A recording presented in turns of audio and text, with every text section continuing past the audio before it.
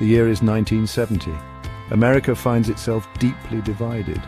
The Vietnam War casts a long shadow over the nation. Protests against the war rage across university campuses, fueled by a growing anti-war sentiment. Young people disillusioned by the conflict and its escalating casualties raise their voices in dissent. It is in this turbulent atmosphere on May 4, 1970, that a peaceful student protest at Kent State University in Ohio turns tragically violent. The Ohio National Guard opens fire on unarmed students, killing 4 and wounding 9. The Kent State shootings become a pivotal moment in American history, forever etched in the national memory as a symbol of the tragic consequences of unchecked violence and the suppression of dissent. The events at Kent State did not occur in a vacuum.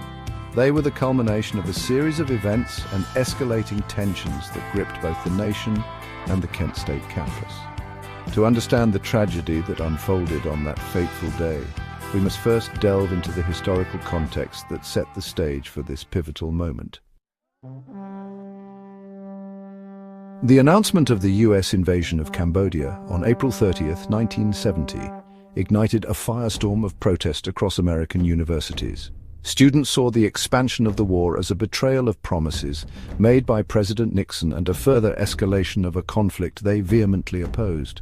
At Kent State University, protests erupted, reflecting the national sentiment. The campus became a hotbed of anti-war demonstrations, with students expressing their outrage over the Cambodia invasion. Tensions escalated over the weekend of May 1st to 3rd. Clashes broke out between protesters and local police. The ROTC building, a symbol of military presence on campus, was set ablaze, further inflaming the situation. Ohio Governor James Rhodes, in a fateful decision, ordered the Ohio National Guard to Kent State to quell the unrest. His inflammatory rhetoric, labeling the protesters as the worst type of people, only served to exacerbate the tensions. The stage was set for a confrontation that would have tragic and far-reaching consequences. May 4th, 1970, dawned like any other spring day on the Kent State campus.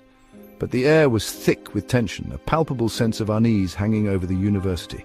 A student protest against the Vietnam War was scheduled for noon on the Commons, a wide expanse of grass at the heart of campus. As students gathered, their numbers swelling with each passing minute, the Ohio National Guard, armed with rifles and bayonets, moved to disperse the crowd. What transpired next would forever sear itself into the annals of American history. At 12:15 p.m., a contingent of National Guardsmen, without warning or provocation, opened fire on the unarmed students. 67 rounds ripped through the air, leaving an indelible mark on the nation's conscience. 4 students, Jeffrey Miller, Allison Krauss, Sandra Scheuer and William Schroeder, lay dead. 9 others were wounded, some permanently scarred by the hail of bullets. The idyllic spring day descended into chaos and carnage, the air punctuated by screams and the chilling echo of gunfire. Section 4. Eyewitness Accounts. Voices from the Tragedy. The events of May 4th, 1970 unfolded in a matter of minutes, leaving an enduring impact on those who witnessed the horror firsthand. Eyewitness accounts provide harrowing glimpses into the chaos and terror that erupted on the Kent State campus, painting a vivid picture of the tragedy. Roseanne Cheek Canfora, a student at Kent State in 1970, found herself thrust into the heart of the tragedy. Canfora, an active participant in the anti-war movement, witnessed the shootings, the searing images forever imprinted in her memory. Her brother Alan was among the wounded, shot in the wrist as he walked to class, far from the main protest. Canfora's story, like those of countless other students present that day, underscores the indiscriminate nature of the violence. Students, many not even involved in the protest, were caught in the crossfire, their lives irrevocably altered by the events of that day. Section 5. Official responses and the legal aftermath. The immediate aftermath of the Kent State shootings was met with shock and outrage across the nation. The official response, however, was initially marked by attempts to justify the actions of the National Guard. The Nixon administration, already facing mounting criticism over the Vietnam War, struggled to contain the fallout from the tragedy. The Justice Department, under the direction of Attorney General John Mitchell, launched an investigation into the shootings, but its findings were widely criticized as being biased and incomplete. A special grand jury convened to investigate the shootings indicted 8 National Guardsmen on charges related to the shootings. However, the charges were eventually dismissed and no guardsmen were ever held criminally liable for their actions.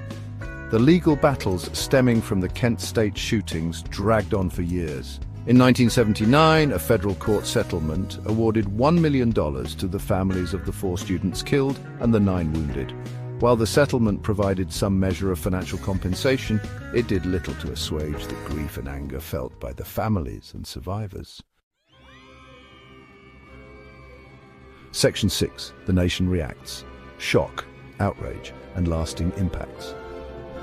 The Kent State shootings sent shockwaves across the United States, igniting a firestorm of protests and unrest. Campuses across the country erupted in demonstrations, with students demanding justice for the victims and an end to the Vietnam War.